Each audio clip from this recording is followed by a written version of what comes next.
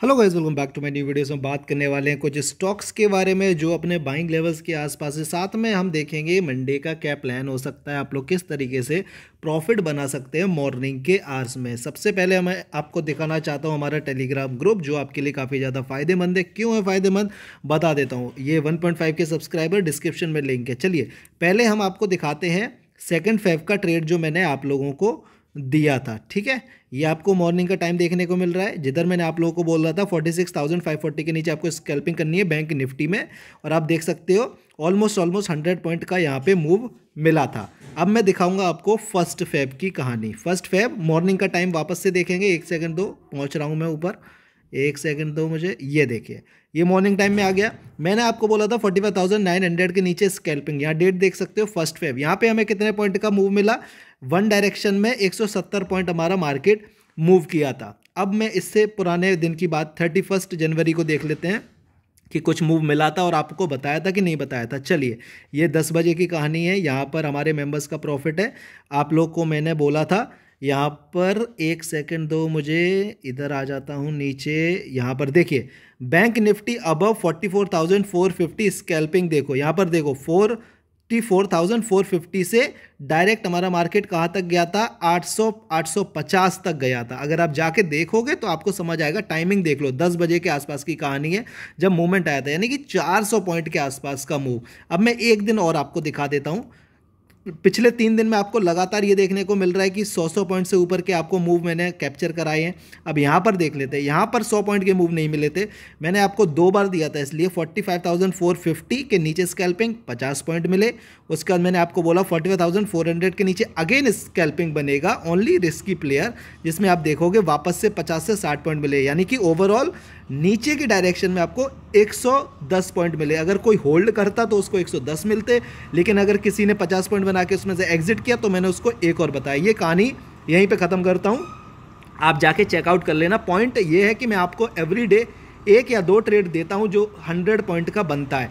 यहाँ पर अगर आप पिन कमेंट में देखोगे तो ये 3 PM कॉल जो मैं अपने मेंबर्स को देता हूँ, 3 PM कॉल अपने मेंबर्स को देता हूँ, 1 PM ट्रेड, उसके बाद 1 PM ट्रेड, उसके बाद और भी हैं 1 PM ट्रेड। तो पॉइंट ये है हमारा 1 PM ट्रेड।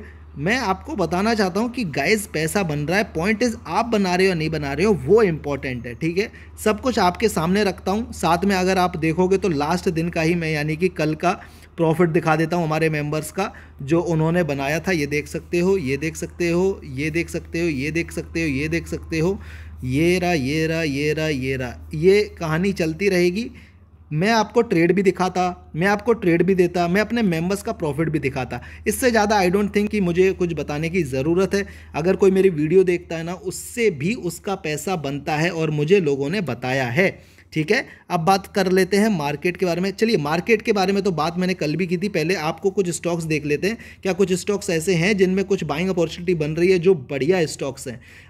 एशियन पेंट मैंने देखा था कि काफ़ी नीचे आ गया था। एक बार एशियन पेंट की कहानी देखते हैं कि क्या बन रही है वीकली चार्ट के ऊपर। क्या इन्वेस्टमेंट के लिए सही दिख रहा है या फिर नहीं दिख रहा है? चलिए यहाँ पे देखिए, ये अपने इन्वेस्टमेंट वाले पहले जोन पर आ चुका है। क्लियर कट आपके सामने सब कुछ रखा हुआ है। 3,000 से नीचे आ चुका है। यहाँ पर एक ये ट्रेंड लाइन जारी है।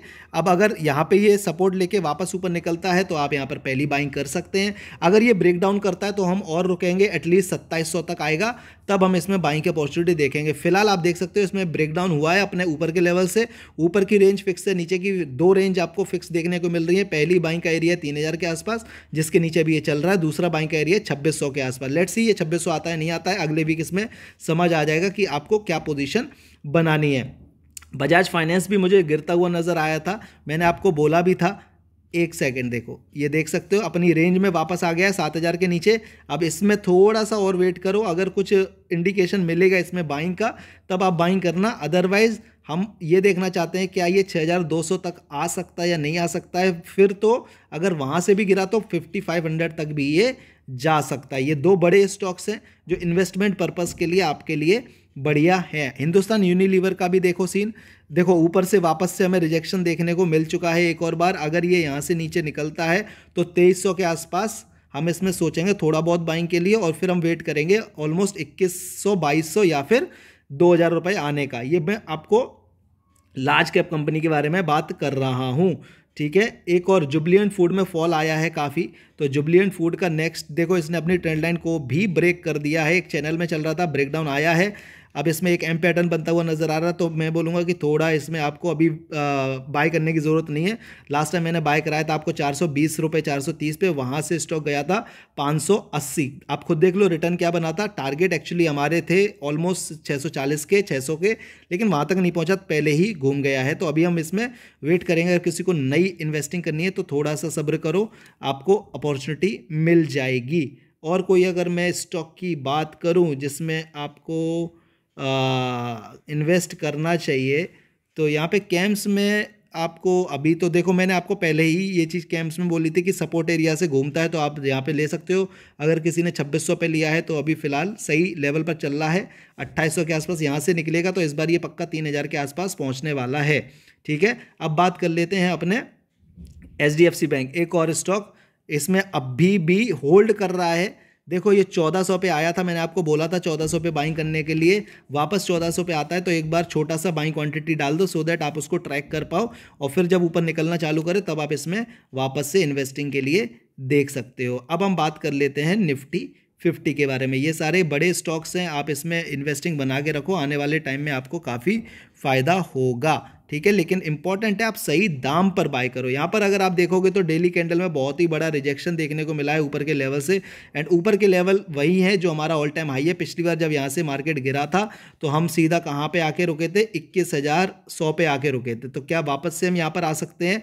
सच ऐसा नहीं होगा, ठीक है, कि हम बार बार वहीं पहुँच जाएंगे। ये हमारा इंपॉर्टेंट सपोर्ट एरिया है जहाँ पर हमारा मार्केट अभी रुका है 21,800 के। जब तक हमारा मार्केट ऊपर है आपको टेंशन लेने की ज़रूरत नहीं है। अब हम आ जाते हैं 15 मिनट के चार्ट के ऊपर कि 15 मिनट पे कहानी हमें साफ साफ देखने को क्या मिल रही है। तो अगर आप यहाँ देखोगे, अगर हमने देखो बार बार अगर आप देखोगे तो नीचे से एक अच्छा सा बाउंस मिला है निफ्टी को।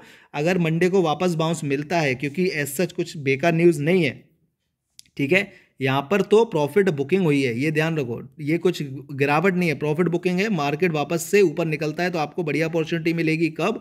जब हम ये वाला लेवल निकालेंगे। ये लेवल क्या है एक बार मैं आपको बता देता हूँ। ये हमारा लेवल है ऑलमोस्ट 21,900 का।